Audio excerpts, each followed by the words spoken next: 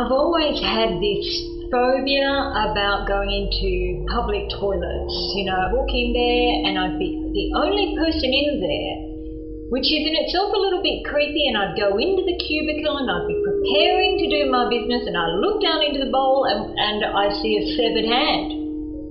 And I think this fear comes back to this one time I went into the toilet and someone hadn't flushed and there was a tampon, you know, like a used tampon, and well, it looked, at first glance, it looked like a finger because, you know, all the blood and the shape of it.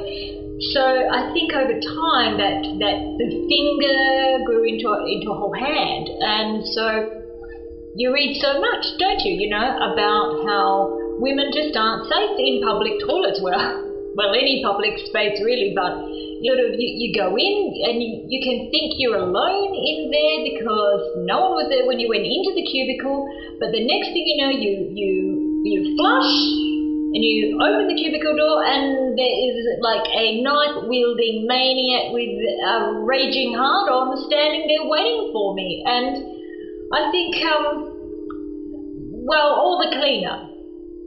Mostly it's the cleaner waiting to replace the toilet rolls. But, you know, who's to say? Who's to say that one day it won't be the knife guy with the hard-on? You know, I mean, we don't live in safe times, do we? And there you go. It will be my hand lying, my severed hand, chopped off, right here, lying in the toilet bowl.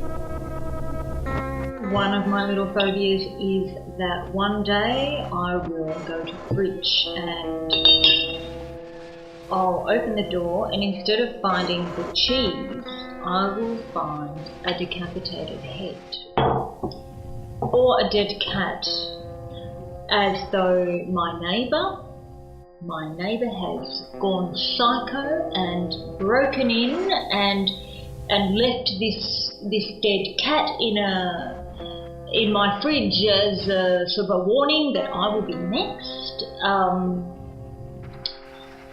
Or it will actually be my neighbour's decapitated head in the fridge, and I'll have no idea why my fridge and who this psycho is.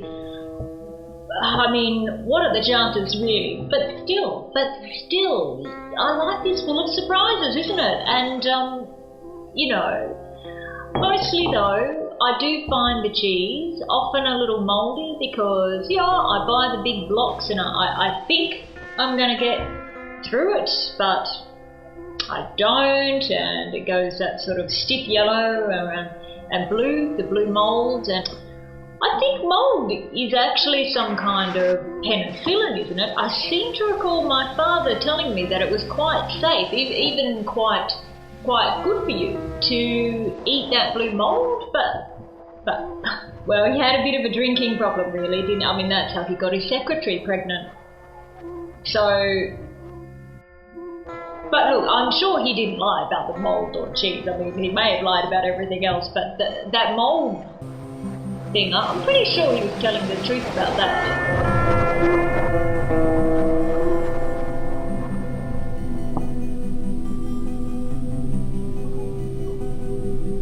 Another one of those heat waves we tend to have here, and I'd just be throwing my arms up in the air, probably in despair, at the precise moment that the fan comes loose for no known reason to mankind, and it falls down just as my arms are up in the air, and it just lobs one of my forearm. It just lobs just a bit of random bad luck, really. I mean, it happens, doesn't it? It happens.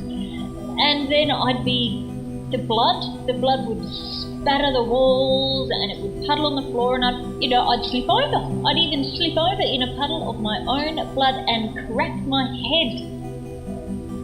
head and mercifully pass away quite peacefully there on the floor.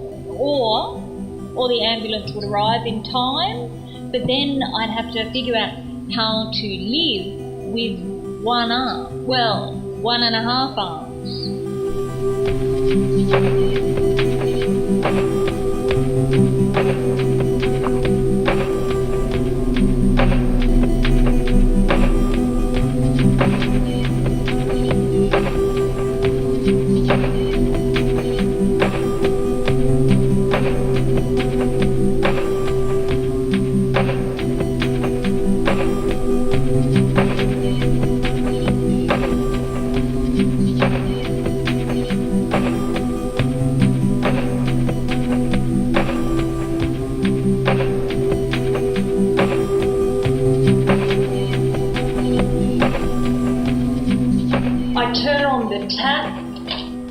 Wash the dishes and blood spurts out, and you know what has happened is I'm having a supernatural experience in my own kitchen.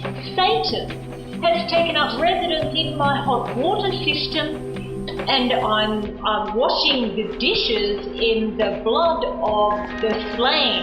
It turns out Satan is real. After all that, he's real, and he's in my hot water system, and he's murdered half the neighbourhood. And no one believes me, of course. No one will believe. The plumber comes and, he takes a look and he just says, it's rust in the pipes, and I'm like, bullshit. And the next thing you know, the plumber he's just standing there, and he turns inside out and drops in a bloody heap on the floor right in front of me. And then you know what else happens?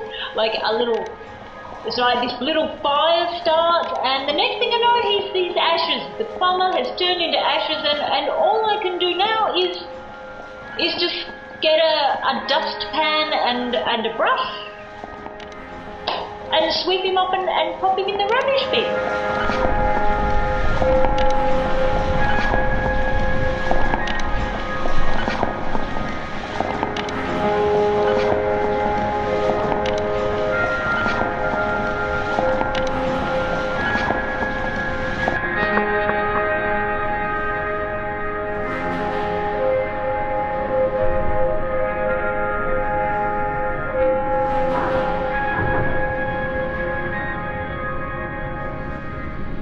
It's a weird sensation. It's like I see a window, an open window, and I get obsessed about the gap through which I could slip through, and as though some weird force was pulling me through the window to fall to my death.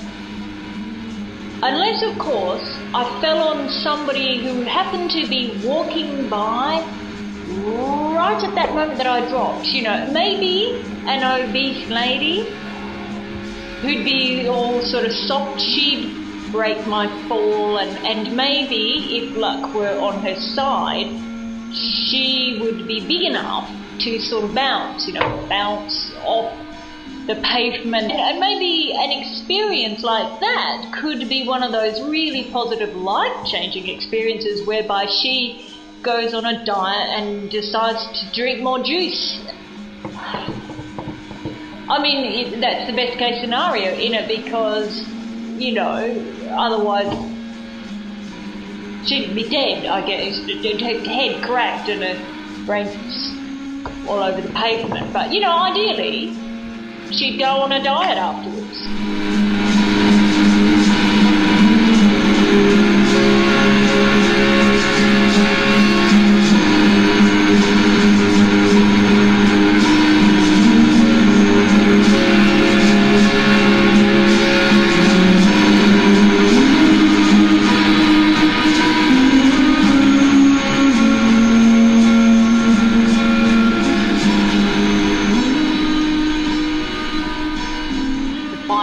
Began in the kitchen, and it spread through the whole building. I crawled through the smoke and I make it to that where we've got the fire extinguisher hanging on the wall, but I pull it down and you know what? I don't actually know how to use it.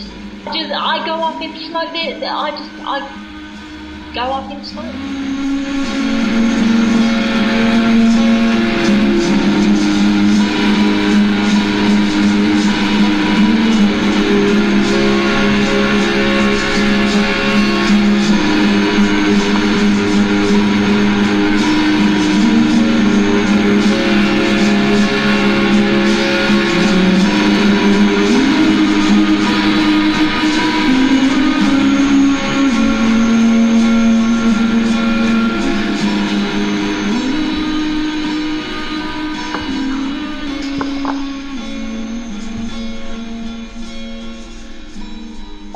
So I have this sort of fear that one day I will organise an event, invite an audience to come and hear me give a paper on the serial murders of Adelaide.